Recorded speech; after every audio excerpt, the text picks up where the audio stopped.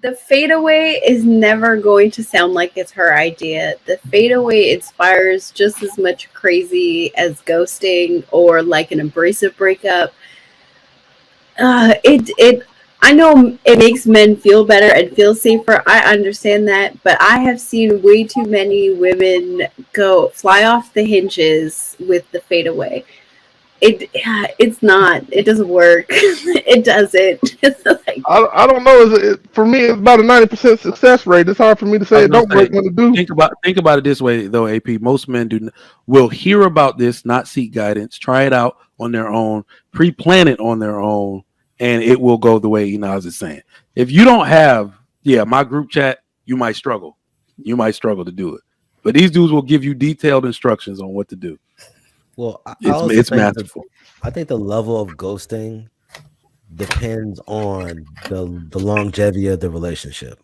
If you just met this person and y'all ain't really invested like that, then what do you owe this person? What does she owe you? What do you owe them? Now, if y'all have spent some time, like 6 months to a year and so on, Mhm. okay, those are real relationships that you should like man up, have the conversation, and be like, hey, this is what it is, right? Mhm. Which is fine. But if y'all in the dating stage or y'all just talking and this, that, and third, y'all ain't established nothing, y'all ain't really done much, bro. Bye. You know what though, Harrison? Let me try to allude to what I've with my experience. What I've noticed is that I've never had a problem breaking away from a situation where sex wasn't involved. So we have to assume that sex is what makes them crazy. If you, especially if you're putting it down right, and you can see the smile that's on Mistaken's face right now, because she like, I guess so. I guess that's for real. Yes. So one of the things that I can conclude is that we are the givers, they are the takers, and when you're leaving them, it feels like you took something from them. Their virtue, you took a lot of time. It's like you literally took time off their clock, and they got nothing for it in the end. I think bad relationships make women realize that I gave you value while your value was increasing.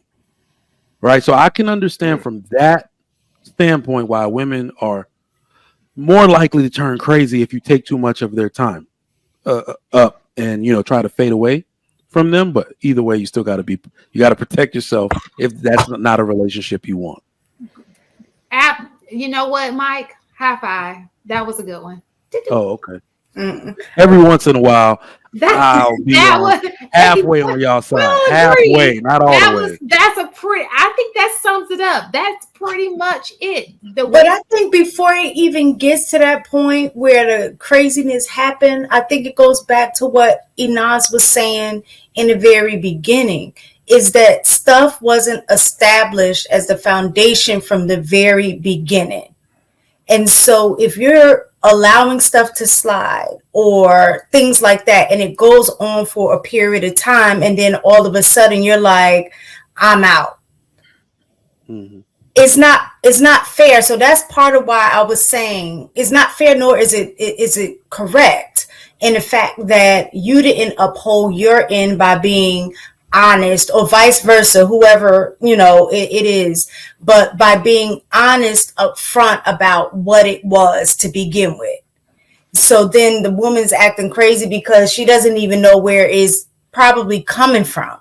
Like, what are you talking about? You never even said anything to me about it. Now, the opposite can be true. It could be that you have let her know, but because you continue to deal with the behavior without giving consequences immediately when it first happened, then it's like, oh, now you're trying to act brand new. You're trying to act different. Now it becomes a problem. You know what I'm saying? So I truly believe if you set your standards of expectation of what you're going to deal with and not deal with from the very beginning, you don't need to ghost anybody. You can straight up like, listen, I already told you I don't deal with this. And you did it after I told you, I'm out. At that point, there is no arguing. There isn't, because I let you know straight Well, up from the beginning. I want to add an important caveat to that because I agree with you, Mistaken, but I find a lot of times some men will communicate with women the way that they communicate with men. And so what seems like clear communication to them is not being received as clear communication. So I think it's important to speak with women like women so that there's no mixed signals about it, if that makes sense. So my question is, as a man, I guess I'm asking for you guys, how would a man know how to speak to a woman as a woman if he's, you understand what I'm saying, if he's not a woman? Just like for me, I'm going to speak to you the way that I speak to you, and I'm assume that you understand what I'm saying, but I may be using language that I know you and Shan may get, but they might have no clue. So I guess like examples in this case would be really important, right? So if a man says something along the lines of like, hey, I didn't like that, right? Like, I'm going to use the example that you gave earlier of your husband saying, you know, I don't like when you walk in the house talking on the phone, right? You could say that and it just sounds like a preference.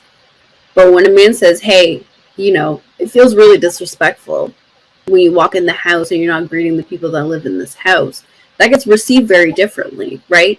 The moment he says that feels disrespectful, this is now, if you care about that man, that is top priority. Like, oh no, I don't want my man to feel disrespected, so I'm going to do my best to correct this quickly and swiftly, right? You might mess up because it's a habit, but it comes up, but like, hey, like, I just didn't like that. There isn't like the emphasis on the importance of it, right? And if you leave that room for interpretation, then it's you get pushback like, oh, I didn't think it was a big deal, right? And that's what I'm talking about men, the way that men communicate with women.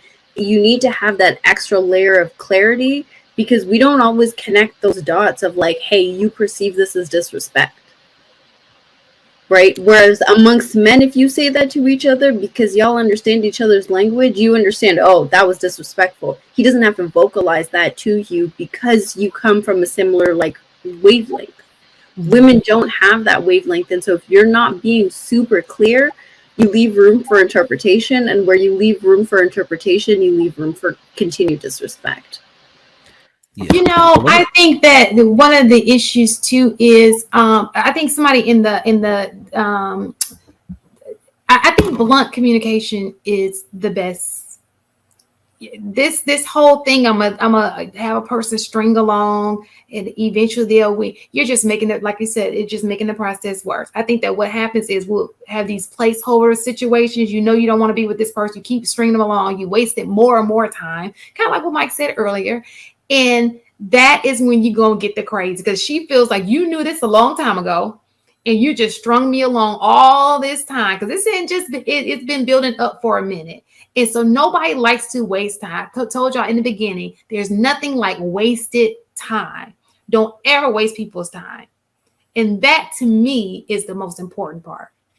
Like if we're in it and we're communicating and everything is great, at some point when things are getting shaky, you need to start communicating that things, look, my feelings starting to change a little bit. Like maybe we need to try something different, do a like intervention.